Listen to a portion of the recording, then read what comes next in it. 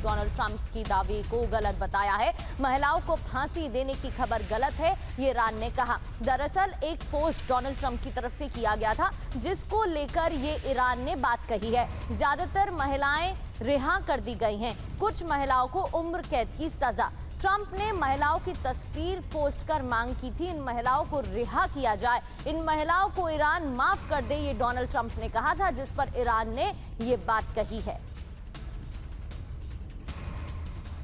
अब ईरानी जहाज तिफानी पर कब्जे का वीडियो, जहां अमेरिका ने कब्जे का ये वीडियो जारी किया है और ईरानी जहाज तिफानी पर कब्जे का दावा।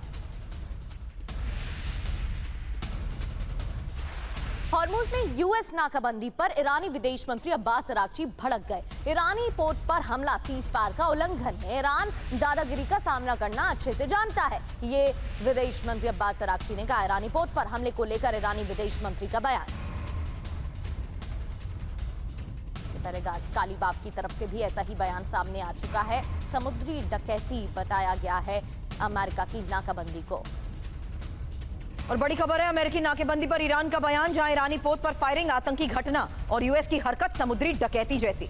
अमेरिका ने ईरानी पोत पर हमला किया था। Vacate your engine room. Vacate your engine room. We're prepared to subject you to disabling fire. और ईरान के सांसद का बड़ा दावा आया है सामने, हॉर्मुज में टोल वसूलेगा ईरान। अहमद नादरी ने कहा स्ट्रेट ऑफ हॉर्मुज में स्थायी टोल वसूलेगा ईरान, अमेरिका के सहयोगियों से भी टोल लेंगे। टोल को लेकर भी अपने फैसले पर अडिग है ईरान। हालांकि बड़ी खबर और संकेत यह है कि स्ट्रेट ऑफ हॉर्मुज पर डील नहीं तो सर्वनाश, क्योंकि नाकेबंदी वर्सेस नाकेबंदी।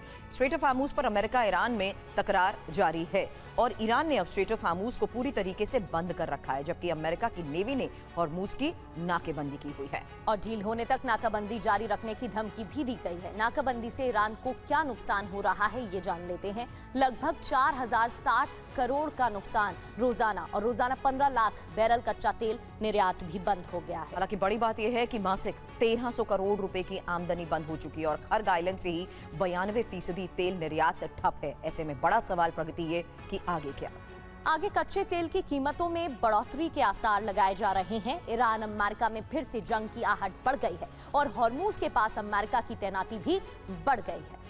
अब एक और बड़ी खबर है और ये दक्षिण लेबनान में अभी इजराइल के हमले को लेकर खबर आ रही है, जहां लेबनान के ककाइत अल जिसर शहर पर बमबारी।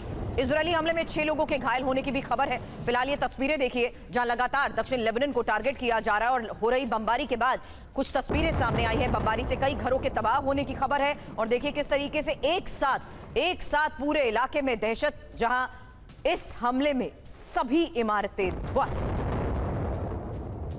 हालांकि दक्षिण लेबनान में लगातार जिस स्तर पर हमलों को अंजाम दिया जा रहा है उसमें एक पैटर्न साफ है कि कैसे पूरे इलाके में एक के बाद एक हमलों को अंजाम दिया जा रहा है।